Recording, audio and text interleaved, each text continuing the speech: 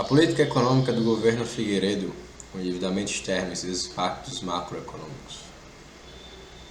Introdução. Em março de 79, quando o general João Batista Figueiredo tomou posse, assumiu o compromisso de dar continuidade ao processo de abertura política iniciado no governo Geisel. Isso ocorreu não de forma tranquila, mas com algumas tensões no campo político e econômico. No campo político, destaque-se as greves operárias em São Paulo no início dos anos 80 e as eleições diretas para governador em 82. No campo econômico, ressalta-se a crise internacional vivenciada pelos países latino-americanos e os problemas internos do país. O final da década de 70 foi marcado pela segunda alta do preço do petróleo, já que a primeira ocorrera em 73, acompanhada de uma forte elevação dos juros internacionais. Esse movimento dos juros levou o mundo desenvolvido a uma forte recessão, afetando estreitamente as transações correntes brasileiras. Isto devido, por um lado, à queda do ritmo do crescimento da economia mundial, que prejudicou as exportações e, por outro, a elevação da taxa de juros que representou um aumento das obrigações com a dívida externa.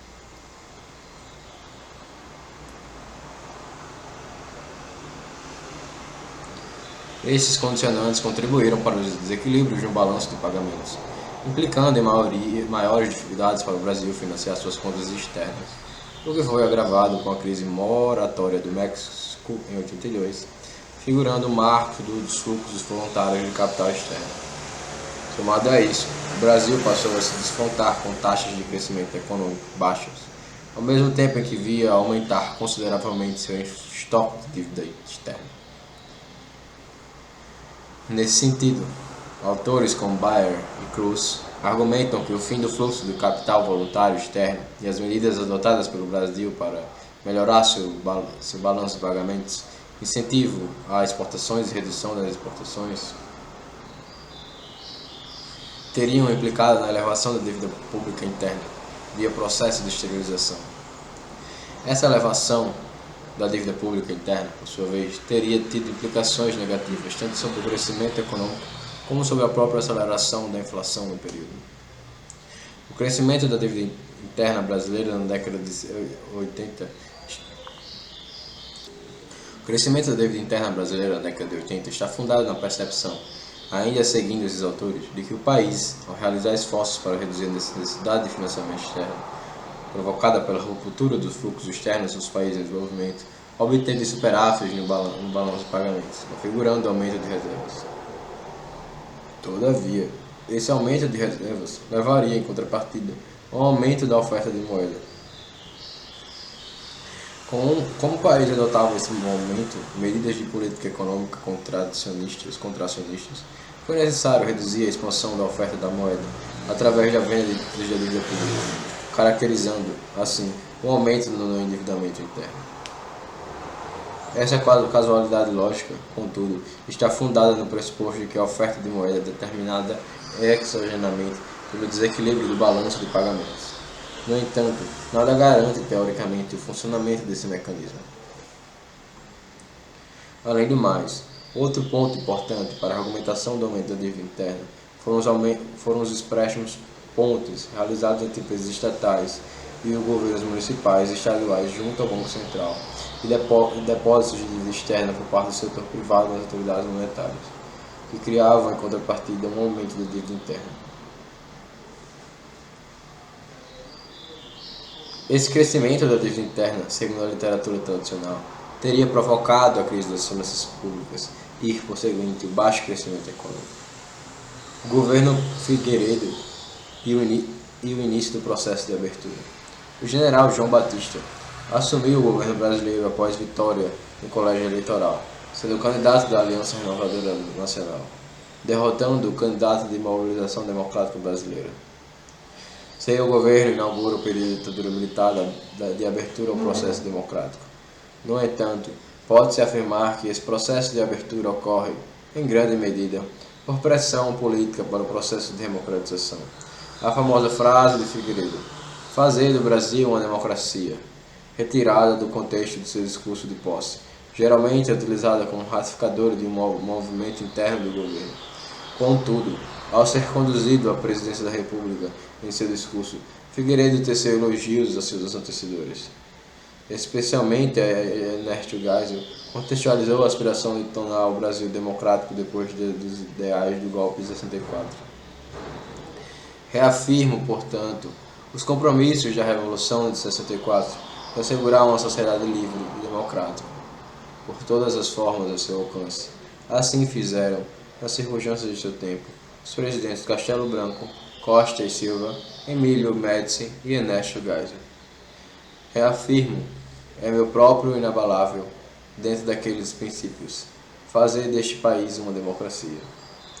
As reformas do eminente presidente Ernesto Geisel prosseguirão até que possam expressar-se as muitas facetas de opinião pública brasileira, purificando o processo das influências desfigurantes e comprometedoras de sua representatividade.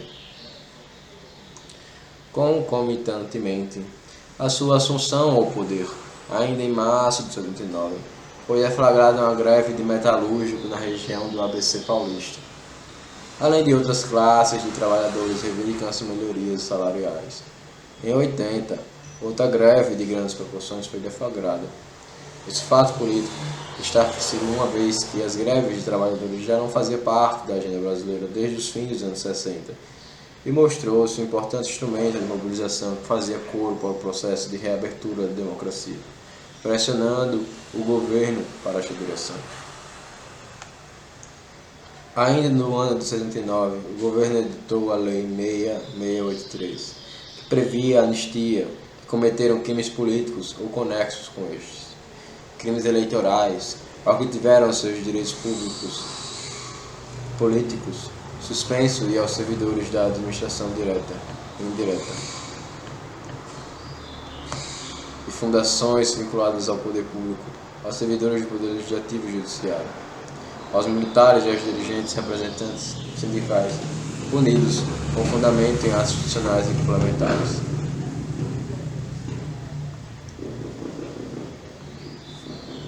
A lei da anistia permitiu o retorno ao Brasil de exilados políticos como Luiz Carlos Prestes, Leonel Brizola e Miguel. O restabelecimento de direitos públicos de cidadãos cujos direitos foram cassados por atos institucionais em que anos anteriores, marcando o início do processo de abertura política no Brasil. Seguido a isso, em dezembro de 79, o governo promulgou a Lei 6767, que previa o bipartidarismo e a possibilidade de criação dos novos partidos do país. Nota de rodapé. O pluripartidarismo teve fim no Brasil no ano de 65, com a edição do Ato Institucional número 2, que implantou o bipartidarismo no país com a Aliança Renovadora Nacional, formada por procuradores do governo e na maioria no Congresso, e o Movimento Democrático Brasileiro. O menor número de oposição ao governo. O bipartidarismo convertou-se em uma estratégia de fortalecimento do governo militar, por um lado, e numa tentativa de moderação política depois dos sinistros do governo. Com a pressão política que o governo militar passou a sofrer no final da década de 70, e o crescimento da oposição foi de satisfação com resultados econômicos e políticos. O governo Figueiredo levou ao Congresso a lei que propôs o fim do bipartidarismo. Imediatamente, isso permitiu a criação de novos partidos, como o Partido Movimento Democrático Brasileiro. O Partido Democrático Social, que absorveu os integrantes da ARENA, se tornou o principal partido do apoio militar. O Partido Democrático Trabalhista, PDT, o Partido dos Trabalhadores, o Partido do Trabalhista Brasileiro e o Partido Popular. Esses dois elementos, a saber, a lei de anistia e o fim do sistema bipartidário, contribuíram fortemente para a pressão política por retorno de eleições diretas para chefes do executivo. No entanto, ao mesmo tempo em que surgiam brechas que permitissem a movimentação política em prol da democratização do país, surgiu também a insatisfação daqueles militares com a tentativa de abrandamento no regime militar. Dessa forma, podemos afirmar que o ensaio de abertura política iniciado por aqueles que viram o desgaste dos últimos anos do governo militar e seu fracasso em algumas questões econômicas, também criou um levante dentro de militares insatisfeitos com o processo de abertura. Dessa forma, o final dos anos 70 e nos anos 80 marcaram o governo Figueiredo com diversos episódios de atentados à bomba, planejados ou executados, que buscassem, de um lado, incriminar os oposicionistas ao governo e, por outro, encampar a necessidade do fortalecimento do governo militar. O fato mais emblemático deste movimento de despocar foi o caso da explosão de uma bomba que matou 2 militares no estacionamento do Rio Centro, durante o show comemorativo pelo Dia do Trabalhador. O governo Figueiredo também foi marcado pelo retorno às eleições diretas para o governador, prefeitos e senadores, em 82. Os partidos de oposição elegeram-se em 10 estados. Todos tomaram posse no ano seguinte, iniciando, assim, a pressão para a recomunização plena. No ano de 83, o deputado federal Dante de Oliveira, o PMDB, apresentou a Emenda Constitucional 5 de 83, que dispunha sobre as eleições diretas para presidente e vice-presidente da República. A emenda ganhou vulto e apoio popular, caracterizando o movimento das diretas já. No entanto, os votos favoráveis à emenda não foram suficientes para sua aprovação, tendo sido rejeitada na Câmara dos Deputados. Dessa forma, considerando ainda que o vigor o artigo 76 da Constituição Federal de 67, o Colégio Eleitoral deu vitória ao então candidato Tancredo Neves, marcando assim o fim do governo militar em 1955. Os condicionantes externos da economia brasileira. As principais economias capitalistas no pós-guerra tornaram-se independentes do petróleo como combustíveis para o desenvolvimento econômico. Esse fato desencadeou 2 pontos importantes. O primeiro é a atenção dada à região detentora da maior parcela da produção de petróleo. A segunda é a importância do petróleo no mercado mundial e o papel desempenhado pelo seu processo no mercado de commodities. A década de 70 assistiu a 2 movimentos diferentes por petróleo que atingiu fortemente as economias capitalistas. A primeira crise de petróleo em 73 ocorreu quando países árabes e a Organização dos Países Exportadores de Petróleo decidiram quadruplicar o preço do barril de petróleo em retaliação aos Estados Unidos e aos países europeus que apoiaram Israel na guerra de Yom Kippur. A elevação no preço do petróleo seguiu em alta dos preços das commodities e consequente aumento da inflação mundial. A segunda crise do petróleo ocorreu em 79, quando ocorreu novamente a alta no preço do petróleo. Contudo, um fato adicional ao choque foi a decisão americana de elevar a sua taxa de juros. Esse movimento dos juros levou o mundo desenvolvido a uma forte recessão, o que gerou consequências para os países em desenvolvimento.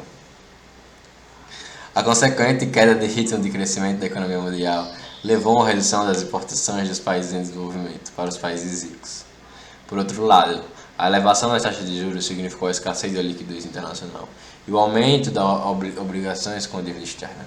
Estes condicionantes contribuíram para desequilíbrios no balanço dos pagamentos, implicando em maiores dificuldades para o Brasil financiar suas contas externas, o que foi agravado com a crise moratória do México, em 82, figurando o marco do fim dos fluxos voluntários de capital externo. Diante tais fatos,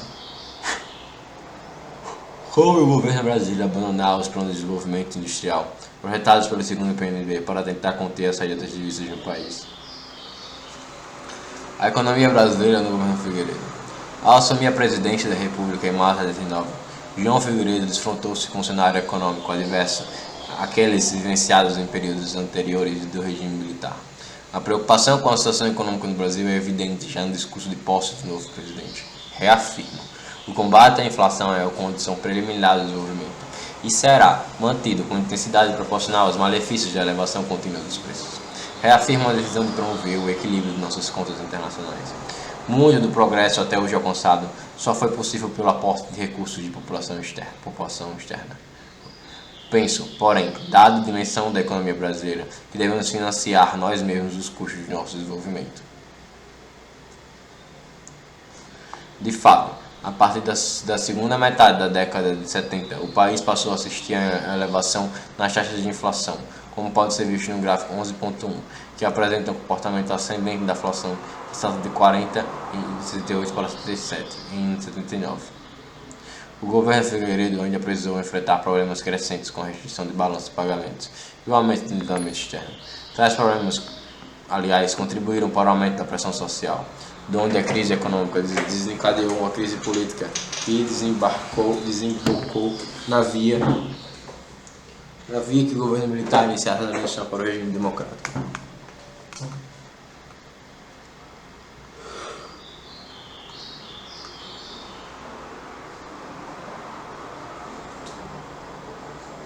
Para compor seu ministério, Antônio Delfim Neto, conduzido ao Ministério da Agricultura, Carlos Henrique Schifter ao Ministério da Fazenda, Andrés, ao Ministério do Interior, e Mário Riqueira Simões, a Secretaria de Planejamento.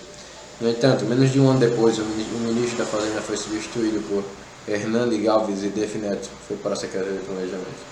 A composição de sua equipe mostrava que o governo não enfrentaria apenas uma distinção política, mas também no interior de sua equipe econômica.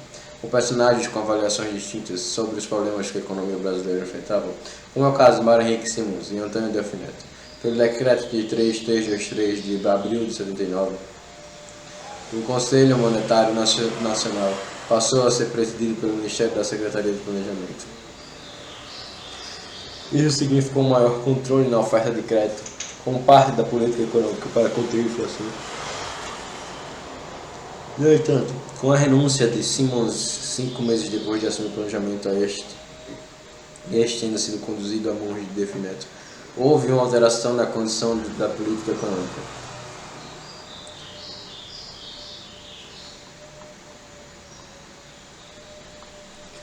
O segundo choque do petróleo, os juros internacionais e a política econômica do Brasil. Os anos compreendidos entre 79 e 80 podem ser considerados como um divisor de conduta das políticas econômicas adotadas durante toda a década de 70, principalmente devido aos acontecimentos ocorridos na economia mundial. Dessa forma, para entender a nova característica de tendência do endividamento externo no Brasil, para o período é preciso contextualizar brevemente os fatos que marcaram esses anos.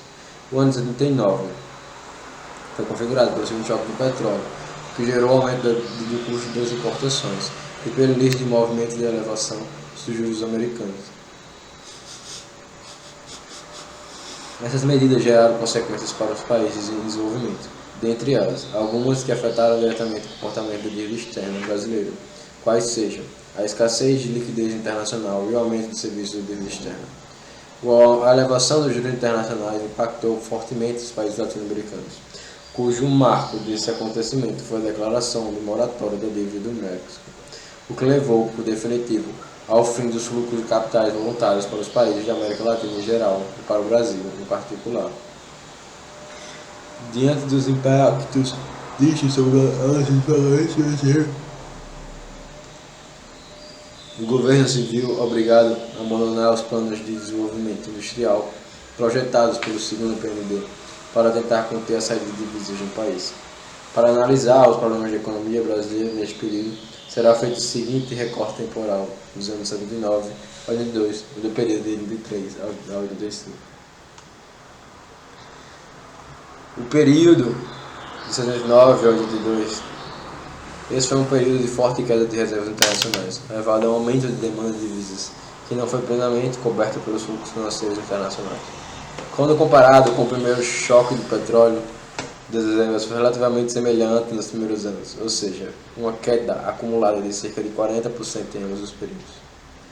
A maior diferença ocorreu a partir do terceiro ano pós-choque. Não só a recuperação das reservas de 81 foi pequena, como em 82 houve uma perda de quase 50% das reservas. Assim sendo, em 82, as reservas internacionais acumularam um total equivalente a 1,5% do PIB, pronunciando a série crise que estava por se instalar na década de 80.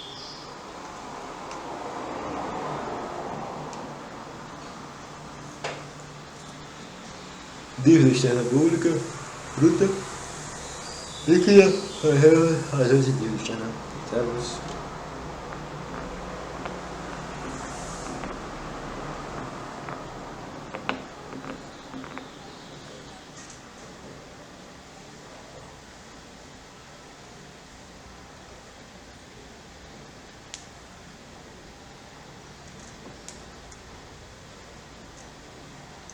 Se verificarmos a descrição da dívida externa bruta por rúbrica, conforme tabela 1.2, pode-se notar uma mudança entre os elementos. Através da captação pela rúbrica da lei, o aumento total da dívida no período foi de mais de 13%, enquanto a resolução 63 cresceu mais de 70%.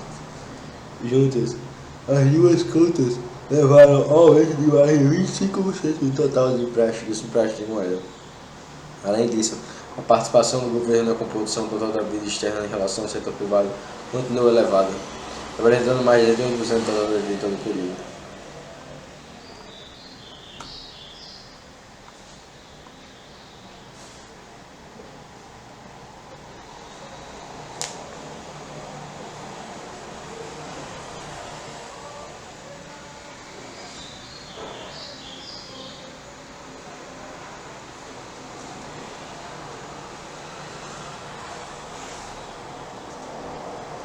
Nesse período, o déficit comercial retornou, entretanto, quando comparado com o mesmo fenômeno decorrente do primeiro choque do petróleo.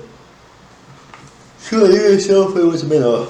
A média dos 2 primeiros anos pós-choque foi de cerca de 1,2% do PIB, enquanto a média para o mesmo período do choque anterior foi de cerca de 3,5%.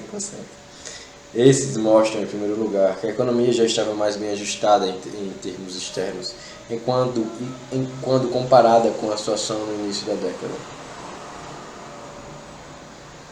Como também enfraquece qualquer argumento que tenha como base a ideia do hiato de recursos.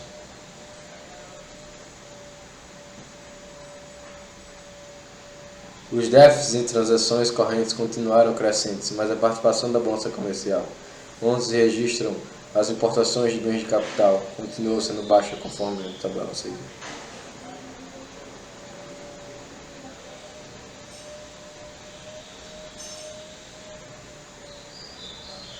Essa reação do comércio exterior é ainda mais notável, tendo em vista que o choque de termos de troca foi de enorme proporção, superior até aquele ocorrido nos anos 30, uma vez que a média do período entre 19 e 22 foi um valor negativo, de 10,85 contra 5,81 negativos. Toda a década existe, conforme a tabela. As importações aumentaram quase de 9%, de 38 para 39, ao passo que as exportações aumentaram por 8%. A trajetória crescente das importações continuou para o ano seguinte, registrando um aumento de mais de 9% comparado com o ano de 2019.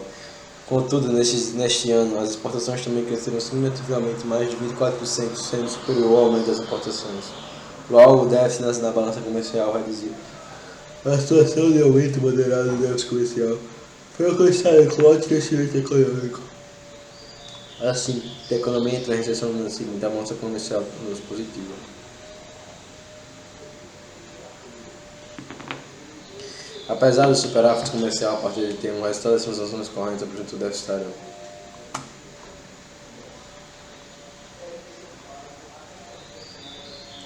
Apesar da conta de capital financeira dos movimentos de capitais autônomos ter sido crescente e bastante expressiva, como vi anteriormente, ela foi insuficiente para cobrir os resultados deficitários em transações correntes em quase os 4 anos analisados, exceto em DTI. Em consequência disso, as reservas internacionais se reduziram, como também já foi visto, abruptamente. Vemos assim que os recursos externos que entraram no país na forma de dívida externa serviram para cobrir, ainda que não inteiramente, o hiato de divisas do aumento de serviço da dívida para o período, e não para cobrir investimentos. Esse período foi marcado pelo que ficou conhecido como a crise da dívida, na qual o país teve que se descontar com a queda abrupta de suas reservas após a decretação do moratório de México em 2022. Da deterioração dos termos da troca e do aumento de envio de divisas ao exterior referentes ao pagamento de serviços da dívida. Como visto no indício de divisas ao exterior referentes ao pagamento de serviços da dívida, como visto no final do capítulo anterior. Sendo assim, em 2010 o país foi obrigado a adotar políticas econômicas com o objetivo de financiar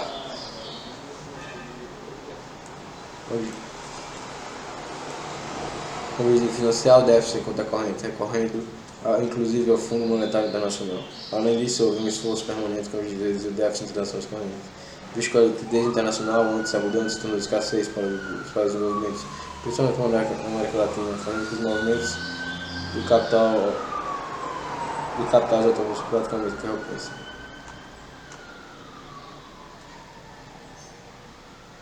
Esse é um período onde, como dito anteriormente, o endividamento não seguiu a lógica semelhante às estatísticas. Apesar da divisa externa ter sido elevada em boa parte da década, sua dinâmica foi dada principalmente pelas negociações com o FMI e bancos credores, não mais pelo comportamento autônomo de tomadores do sistema financeiro. Nessa década, houve uma mudança de foco analítico em termos de interpretação econômica em relação ao anterior, pois a discussão não mais se concentrou no processo de endividamento e suas causas, e sim nas razões para o baixo crescimento associado à alta inflação. Em relação à década de 80, Wilcox subdividiu o período em dois. Um primeiro, referente à primeira metade da década, no qual os autores ligados à tradição dos modelos de dois hiatos defendem que a restrição relevante seria as divisas a um segundo, considerando a segunda metade, no qual haveria uma restrição de poupança. Entretanto, outra interpretação muito importante no período se relaciona mais ao problema do funder, que remete à interpretação de certos períodos dos anos 70, com uma importante modificação. Agora o problema do funder afetaria o financiamento do público, e não mais o setor privado. Se for uma verdadeira hipótese de falta de funding interno em alguns anos da década de 70, dadas as condições de liquidez internacional. Esse problema pode ser superado pelo acesso ao financiamento externo. A consequência, como já visto, seria um aumento do endividamento externo e das reservas. Com o fechamento do mercado voluntário de crédito, essa carência de financiamento, agora do Estado, teria trazido drásticas consequências tanto ao crescimento econômico como à própria aceleração inflacionária. Período de 83 e 85. O valor da dívida externa bruta brasileira em dólares apresentou uma quebra de tendência nesse período. Após crescer em ritmo muito rápido, em quase todos os anos estudados no capítulo anterior, a dívida externa diminuiu esse ritmo de crescimento a partir de 2013. Enquanto no início da década de 70, a maioria do crescimento da dívida estava em mais de 30%. No ano de 83, a divisa cresceu um pouco mais de 9%, saindo de 35,49 bilhões em 82 para 9,3 bilhões em 83. De 83 para 84, a dívida cresceu aproximadamente 9%, indo para 102 bilhões e menos de 3% em 85, atingindo o valor de 102 bilhões, conforme pode ser visto no gráfico 11.3. A década de 80, como dito, foi marcada por grandes mudanças na economia brasileira. Após a decretação do moratório da divisa do México em 2002, o Brasil, assim como outros países em desenvolvimento, passou a ser visto com desconfiança por parte dos investidores externos, levando, dessa forma, à ausência dos fluxos de capitais voluntários para o Brasil. Somado a isso, a década anterior se encerrou registrando elevações nos preços dos principais commodities da taxa de juros internacional. Esses fatos foram importantes para que o Brasil encontrasse dificuldades para fechar os saldos dos seus balanços de pagamentos. Com isso, o problema de obter financiamento externo conduziu às políticas do governo brasileiro no início da década de 80. Com as dificuldades para se obter divisas, o governo buscou adotar políticas que reduzissem as exportações de mercadorias e aumentassem as exportações de mercadorias, de modo a tentar diminuir a necessidade de moeda estrangeira. Para isso, aplicou políticas econômicas recessivas com o objetivo de desaquecer a demanda interna. Além disso, desvalorizou consideravelmente a taxa do dólar.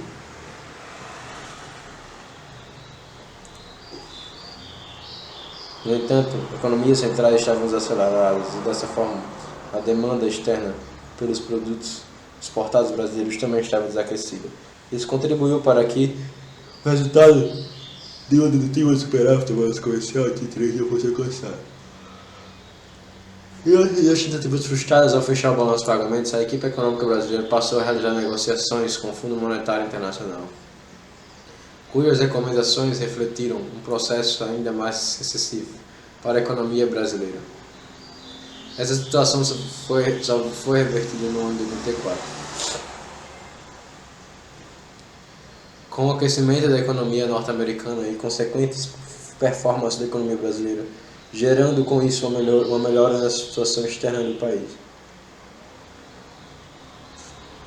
Nesse sentido, as reservas internacionais brasileiras, que haviam atingido por valores abaixo dos anos 22 e 23, inclusive com a 83 sendo inferior a praticamente 20 vezes os valores da dívida externa bruta e da dívida externa líquida, mudaram essa característica nos 2 anos seguintes, crescendo consideravelmente, passando a representar um valor inferior, aproximadamente a 8 vezes os valores da dívida externa bruta e da dívida externa líquida.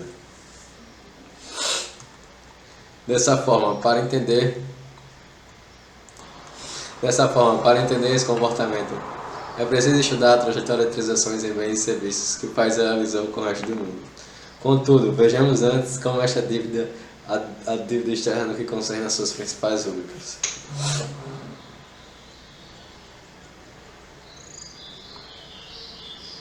O registro da dívida externa brasileira, conforme os títulos de empréstimos, continua apresentando as mesmas características.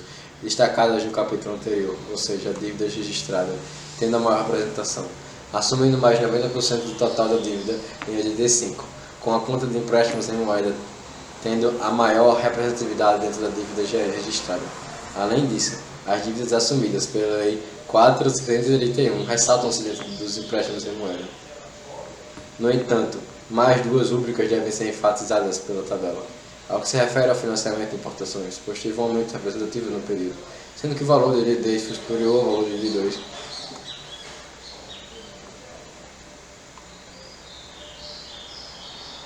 A dívida externa não registrada é, segundo o Banco Central, composta por dívidas de curto prazo. Vencimento do plano contábil das instituições financeiras em moeda estrangeira, dos bancos comerciais e mútuos.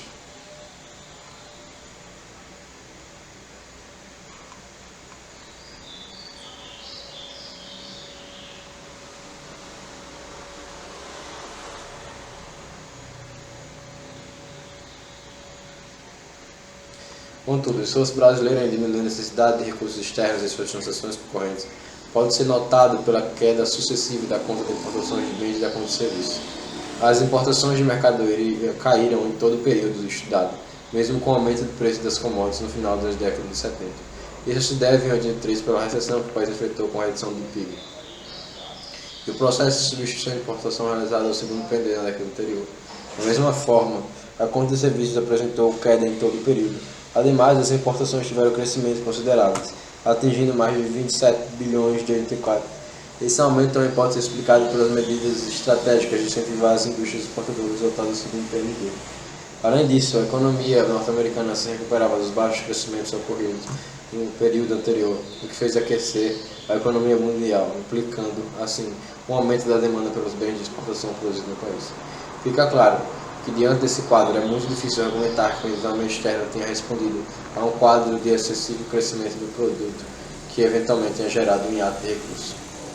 Como já dito, mesmo os autores ligados à tradição dos modelos de dois hiatos admitem que o baixo crescimento do período foi resultado de uma restrição de divisas. A conta capital e financeira apresentou saldos positivos e elevados nos anos de 73 e 84. O destaque é a subconta referente a outros investimentos, que representou mais de 8% do total da conta capital e financeira de 83 e mais de 11% de 84. Esses resultados foram suficientes para conseguir fazer em 83 com que não houvesse muita saída de reservas internacionais. Relembrando que em 82 o México decretou moratória, ou seja, o valor foi suficiente para cobrir o saldo deficitário de transações correntes, e que em 84 o país acumulava as reservas. Além disso, como visto anteriormente, ressalta-se conta de empréstimos, financiamentos de curtos e longos prazos, que, junto de crédito comercial, moeda e depósito de outros passivos de curto e longo prazo, formam a conta outros investimentos estrangeiros e representa forte entrada de recursos para o país.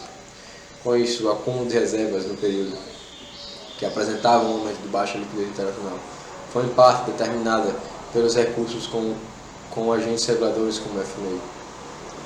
Finalizando este tópico, vamos compilar os resultados das transações correntes como a conta de movimentos dos capitais autônomos por meio da tabela a seguir, que apresenta os principais volumes de balança de pagamentos para a economia brasileira para o período estudado. Nessa tabela é possível perceber que, apesar do elevado déficit nas transações correntes, a conta capital financeira foi suficiente para que o país não existe drasticamente as suas reservas em 83 e 84, quando o país conseguiu melhorar o resultado das transações correntes. Acumulou reservas no total de mais de 7 bilhões, o que fez com que o total das reservas internacionais mais que dobrasse. Em 85, entretanto, os movimentos de capitais foram muito mais implicando em uma pequena baixa das reservas. Conclusão. No final da década de 70 e antes do segundo choque do preço do petróleo, a dívida externa brasileira teve uma redução de tendência ascendente, explicada mais uma vez pela acumulação de reservas e não por falta de funding interno, e por hiato de poupança, culminado novamente pela explicação no sentido de favorecimento ao sistema financeiro nacional. Em seguida, a crise do segundo choque do preço do petróleo fez com que termos de troca do país com que o resto do mundo piorasse consideravelmente. E além disso, houve um aumento da taxa de juros externa, fazendo com que o montante referente ao serviço da dívida aumentasse consideravelmente. Dessa forma, as transações concorrentes se tornaram negativas e a captação de empréstimos externos passou a ser condicionada pelo hiato de divisas provocado por essa desvalorização das transações correntes. Porém, esses recursos não foram suficientes e o país reduziu seus estoques de reservas internacionais. Com o fim, o fluxo dos capitais voluntários para o Brasil a partir da moratória mexicana da década de 80, o país passou a obter quedas consideráveis nas suas reservas e apresentar dificuldades no seu balanço de pagamentos. Essa situação forçou o governo brasileiro a rever suas políticas econômicas de modo a tentar promover as exportações e estimular as importações e o desaquecimento da demanda interna e desvalorização cambial com o objetivo de fechar o balanço de pagamentos. Todavia, essas metas não foram alcançadas, uma vez que os principais países importadores de nossos produtos passavam o período de desaquecimento em suas economias. Isso fez com que o país recorresse a empréstimos junto ao FMI, levando a uma mudança substancial na característica da dívida externa, pois sua dinâmica passou a ser ditada pelas negociações com o FMI e com os bancos credores internacionais. Além da dívida externa, o país também apresentou baixas taxas de crescimento econômico ao longo da década de 80. Do hiato. Para justificar essa situação, surgiu um debate que fazia menção ao hiato de defesas como limitador de crescimento econômico. Na primeira metade da década de 80, o hiato propôs-se como principal restrição ao crescimento para a segunda metade da década. Contudo, como visto, a questão do hiato das divisas pode ser assumida, uma vez que o país enfrentava problemas que acumular divisas devido a restrições impostas pela balança comercial e ainda reverter dólares para o exterior na forma de pagamento de juros da medida, restringindo o crescimento econômico. No entanto, contra a argumentação do hiato da poupança, esse pode ser refutado, uma vez que o argumento considera que, ao produzir bens de consumo e de exportação, a capacidade produtiva fica limitada para produzir bens de capital, mas, no entanto, o período foi marcado por capacidade produtiva ociosa, o que desmonta o argumento do hiato da poupança.